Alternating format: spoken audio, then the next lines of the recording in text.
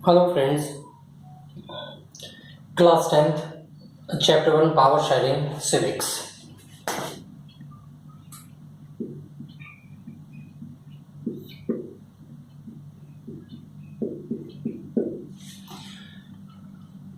Hello friends, ये जो हमारा वीडियो है वो दो पार्ट में होगा, पार्ट 1 एंड पार्ट 2, क्योंकि ये बहुत लंबा चैप्टर है इसलिए हमने उसको दो पार्ट में डिवाइड करा है। तो हम फर्स्ट पार्ट के अंदर देखते हैं। First, what is mean power sharing. Power sharing क्या होता है? Power sharing that mean power is divided in the different level of the government. यानी कि आपको मालूम है हमारी कोई भी कंट्रीज होते हैं तो वहाँ पे उनके कॉन्स्टिट्यूशन होते हैं और उनके पावर को डिवाइड करा जाता है।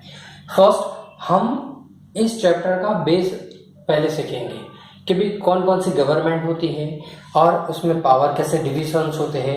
आपको मालूम है जैसे कि हमारी गवर्नमेंट तो फेडरल गवर्नमेंट, तो हमारे यहाँ पे ऐसे बहुत सारे कंट्रीज हैं तो उस पावर को हम सेंट्रल गवर्नमेंट, स्टेट गवर्नमेंट, ग्राम पंचायत, डिस्ट्रिक्ट पंचायत, ये जो पावर के डिवाइड करे जाते हैं। तो ये हुआ power sharing. Now the different government formation. तो डिफरेंट गवर्नमेंट फॉर्मेशन में क्या क्या है? Federal government, coalition government, community government and composition, community government and ethnic, and fourth is ethnic composition.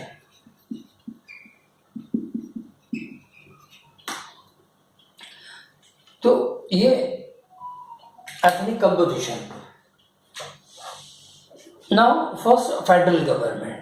Federal government में क्या है? Power is shared among the government at the different level, general government and for the entire government at the provincial level। यानी federal government में जैसे example USA, Canada, India, Malaysia, तो ये जो सारे हैं फेडरल कंट्रीज हैं। Now coalition government. Coalition government का मतलब क्या होता है? A government body is framed by the multiple parties, more than one parties.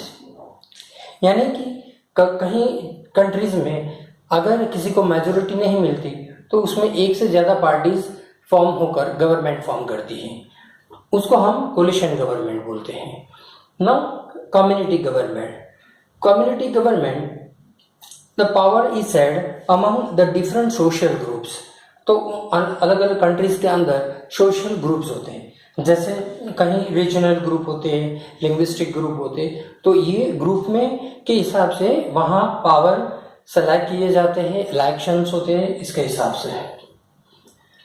Now ethnic composition, four part ethnic composition. Ethnic composition that mean a social division on religious और basis on caste etcetera, यानी religious के हिसाब से।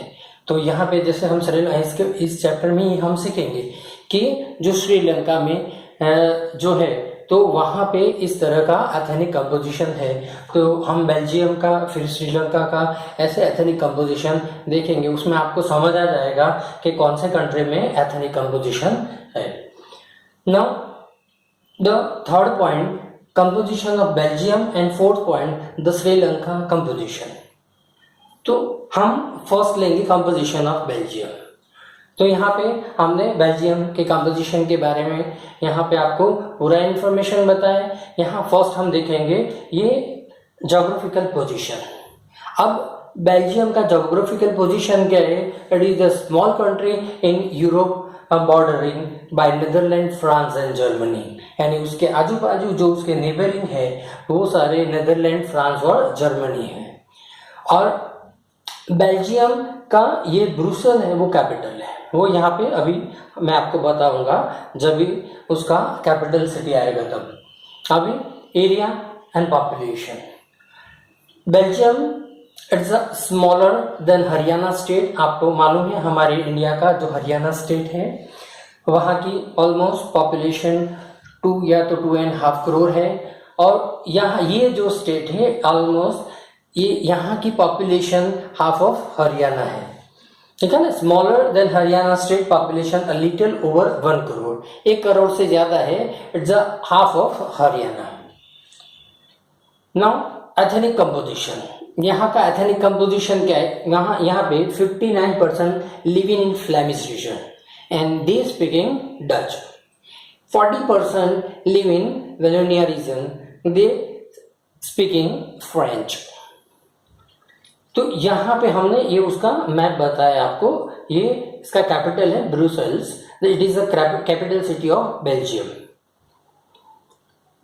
अब जो capital city के अंदर, Brussels के अंदर 80% स्पीकिंग फ्रेंच, वहां पे रहने वाले जो पीपल्स है 80% they are speaking French, and जो 20% peoples they are speaking Dutch.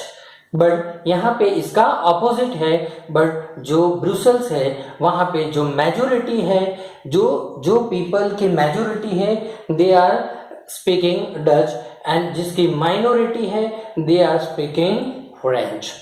तो ये पूरा ब्रुसेल्स का मैप है, ये फ्लेमिश रीजन है, वेलोनिया रीजन है यहाँ, और ये जर्मन स्पीकर्स, ये इतने हैं जो जर्मन स्पीकर्स है। अभी इसके बाद नेक्स्ट टॉपिक, ये जो ब्रुसेल्स है, Brussels the Dutch speaking people are the minority which is opposite the rest of the country where they are majority. वो मैंने आपको बता दिया कि यहाँ पे जो भी मेजोरिटी है उनमें they are speaking 20% Dutch only, और माइनॉरिटी है दे आर 80% स्पीक फ्रेंच। अब 1950s में क्या हुआ, तो इनको जो मेजोरिटी कम्युनिटी के बेनिफिट्स बाकी माइनॉरिटी पीपल्स को नहीं मिलते थे, इसके लिए उस चीज को लेकर 1950s में उन दोनों के बीच टेंशन क्रिएट हुआ।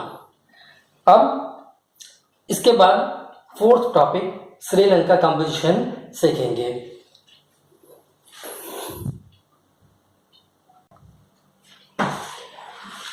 Now Sri Lanka. First, we learn the geographical position of Sri Lanka.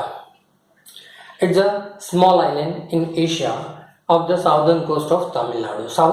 हमारे जो इंडिया का जो तमिलनाडु है नीचे की तरफ है, और यानी कि वो हमारा साउदर्न कोस्ट है, और उससे श्रीलंका नियरेस्ट है, इसलिए हमारे जो साउदर्न कोस्ट पे आया हुआ श्रीलंका है, और हम वो तमिलनाडु से नियरेस्ट है। Population of Sri Lanka same as Haryana, यहाँ की पॉपुलेशन है हरियाणा जितनी है, और एरिया भी ऑलमोस्ट एज हरियाणा, एरिया भी यहाँ श्रीलंका का ऑलमोस्ट हरियाणा जितना उसका एरिया है, और वहाँ की पॉपुलेशन भी ऑलमोस्ट 2 करोड़ है। Ethnic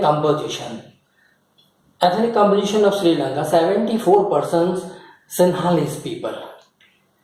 They speaking Sinhali language. Here 18% Tamil speaking, and 13% are native of Sri Lankan Tamils, and 5% are non-Sri Lankan Tamils. यहाँ पे मेजोरिटी किसकी है, सिन्हालीज पे, तो इसलिए यहाँ पे सिन्हाला सुप्रीमेसी पावर एस्टेब्लिश हुआ। Most of the people of Sinhala they follow the Buddhism religious, and rest of 18% speaking Tamils, और बाकी के जो ये 7% पीपल्स है, 7% people they are speaking Hindu, Muslim and Christian.